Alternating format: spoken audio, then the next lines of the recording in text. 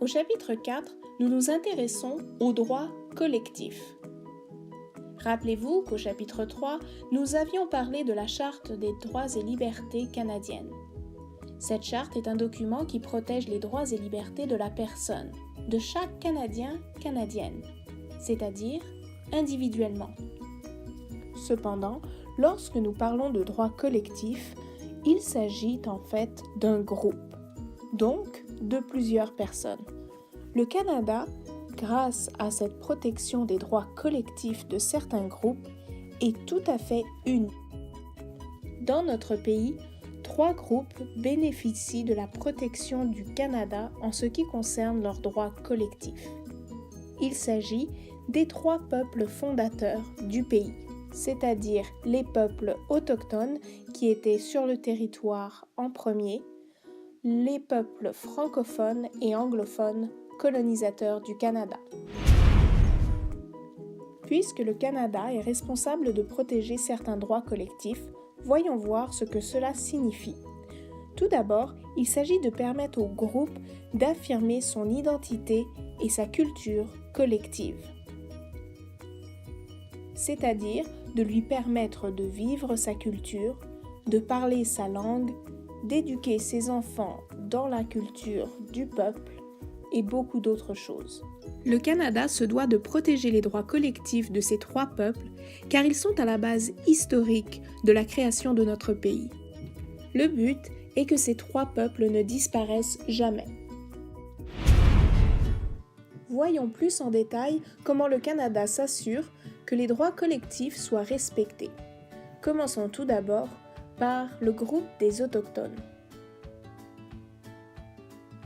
Tout d'abord, la loi sur les Indiens, Indiens étant le terme utilisé à l'époque, ainsi que la Constitution du Canada, mais aussi les traités numérotés sont tous des documents qui permettent aux Autochtones de s'assurer que leurs droits sont respectés. Les traités numérotés ont été signés par les Autochtones et les Européens à l'époque où les Européens colonisaient le Canada. Puisque ces 2 peuples ont une vision du monde bien différente, les traités ont permis aux Européens et aux Autochtones de s'entendre sur certains aspects de leur mode de vie, tels que l'éducation, la santé, la culture et surtout le territoire. Ces traités étaient signés par les 2 côtés. Cependant, ils étaient rédigés en anglais, alors que les Autochtones préféraient se passer l'information de façon orale, selon leur tradition et dans leur langue. Cela a laissé place à beaucoup d'interprétations des 2 côtés, ce qui a fini par créer des messages très différents. Voyons maintenant plus en détail la perspective des Autochtones et des Européens concernant certains traités. Le traité numéro 6, par exemple, a été transmis par les Autochtones avec la phrase suivante : « Ce traité existera tant que l'eau coulera et que l'herbe poussera ». Cela traduit très clairement l'idée de permanence du traité, c'est-à-dire que les Autochtones pensent qu'il durera toujours. De plus, le traité numéro 6 garantit aux Autochtones le versement d'une rente, c'est-à-dire de l'argent versé par la reine pour les vêtements et l'éducation des enfants autochtones. Ce traité permettait aussi aux Autochtones de conserver leur culture et leur façon de faire. La même année, le gouvernement canadien crée la loi sur les Indiens. Cela permet de reconnaître le peuple autochtone. Cependant, les Européens utilisent le terme « indien » de façon péjorative, c'est-à-dire en pensant que ce peuple est inférieur à eux. Dans cette idée, le gouvernement canadien se croit responsable des Indiens. Le gouvernement s'engage alors à aider les Autochtones dans l'éducation, la santé et la gestion de leurs affaires gouvernementales.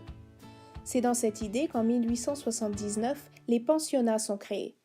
Les enfants autochtones étaient alors retirés de leur famille afin d'aller dans les pensionnats, des sortes d'écoles, afin de perdre leur culture autochtone et d'apprendre la culture européenne jugée meilleure. La loi sur les Indiens contient donc plusieurs promesses faites par le gouvernement du Canada. Ces promesses sont à la base des droits collectifs des Autochtones. En 1939, les discussions et négociations au sujet des traités numéro 8 et numéro 6 montrent que le Canada veut toujours que les Autochtones adoptent un mode de vie et une culture canadienne, c'est-à-dire plutôt européenne. Cependant, les Autochtones, de leur côté, créent l'Association des Indiens. Le but de cette association est de faire respecter les droits collectifs des Autochtones qui sont cités dans les traités qui ont été signés avec les Européens au début du Canada. En 1970, les discussions à propos des traités se poursuivent. Les Autochtones, en se basant sur les traités numéros 6, 7 et 8, demandent à ce que ces traités-là soient la base de leurs droits, c'est-à-dire que le Canada leur donne une valeur légale afin que ces droits soient reconnus. Le Canada étant une société juste, telle que nous l'avons vu avec le pouvoir judiciaire au chapitre 2, dit qu'il faut revoir et mettre à jour les traités signés avec les Autochtones afin de leur donner cette valeur légale réclamée par les Autochtones d'aujourd'hui. Le Canada se veut alors équitable. Entre 1980 et 1982, les discussions s'intensifient. Effectivement, un événement important va se passer, c'est-à-dire le rapatriement de la Constitution canadienne, qui était jusqu'alors en Angleterre. Avec ce rapatriement, les Autochtones demandent de façon officielle que les droits issus des traités soient inclus dans la Constitution canadienne.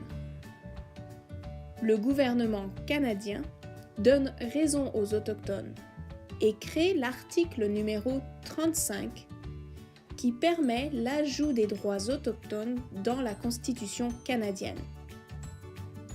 Ceci permet aux trois peuples fondateurs d'avoir des droits collectifs dans la Constitution. Il s'agit donc de l'union des trois peuples fondateurs. Bien que tout ne soit pas encore réglé, les années 2000 ont vu naître un respect mutuel lors des négociations au sujet des traités et du territoire des Autochtones.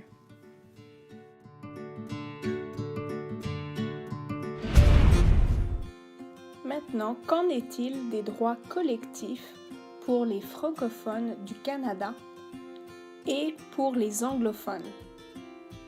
Les francophones et les anglophones constituent les deux autres peuples fondateurs de notre pays. Ce qui protège leurs droits collectifs, c'est la Charte des droits et libertés, qui fait partie de la Constitution canadienne depuis 1982. Voyons un peu d'histoire. Tout d'abord, en 1608, Samuel de Champlain fonde la ville de Québec. Cela correspond à la première fondation du Canada par les francophones.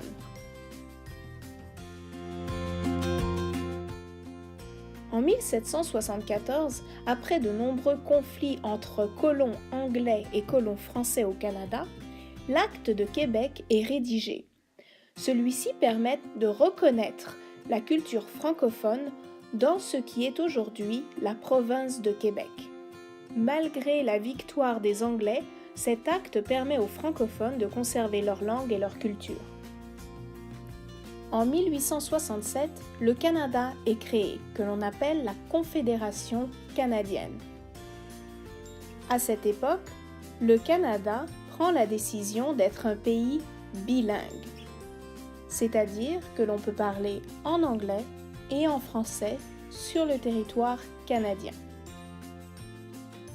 Dans le même ordre d'idées, en 1969, une loi sur les langues officielles est créée par le Parlement canadien. Cette loi oblige le gouvernement fédéral à produire tous les documents en français et en anglais pour tout le Canada.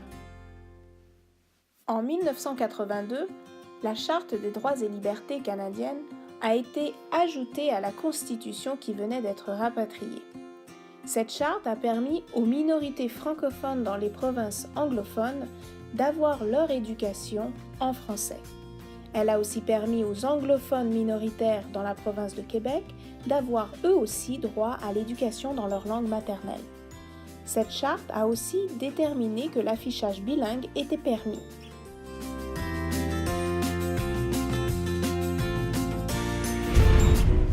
Voyons maintenant comment les droits collectifs des métis ont été respectés au Canada. Tout d'abord, rappelons qu'un métis est une personne issue d'un mariage mixte. Pour le Canada, il s'agit donc de l'union d'un Européen avec une autochtone. Cependant, contrairement aux autochtones, les métis n'ont jamais signé de traité avec le Canada. Par contre, le Canada leur a reconnu des droits inhérents, c'est-à-dire des droits fondamentaux, qui ne sont pas discutables. Ces droits-là sont les mêmes que ceux des autochtones. Les droits collectifs des métis reposent sur deux documents, l'Acte du Manitoba et la Constitution canadienne. L'Acte du Manitoba a été créé suite à des événements en 1869. Effectivement, à cette époque, les Métis font une rébellion contre le gouvernement du Canada. Cette rébellion a eu lieu au Manitoba et elle concernait le droit des Métis à avoir une terre canadienne au même titre que les Autochtones, qui étaient un peuple fondateur. Cette rébellion donne naissance à la loi sur le Manitoba qui reconnaît effectivement le droit des Métis à utiliser certaines terres. Par la suite, entre 1875 et 1879, le Canada donne aux Métis des certificats de concession. Ces certificats étaient en fait des morceaux de papier échangeables contre des terres canadiennes. Cependant, il n'y avait aucune garantie que les Métis puissent avoir une terre ou qu'elle soit placée à côté des autres Métis afin qu'ils puissent vivre selon leurs traditions en communauté. Ce problème de territoire s'est aggravé en 1885 lors des rébellions du Nord-Ouest. Effectivement, à l'époque, Louis Riel, un métis francophone, se battait pour la cause des Métis. Louis Riel demandait en fait à tous les Métis du Canada de se battre pour leurs droits. Effectivement, à l'époque, le Canada avait dans l'idée de créer un train qui relierait l'est du pays à l'ouest. Pour réaliser ce projet, le Canada devait passer sur le territoire qui était réservé aux Métis.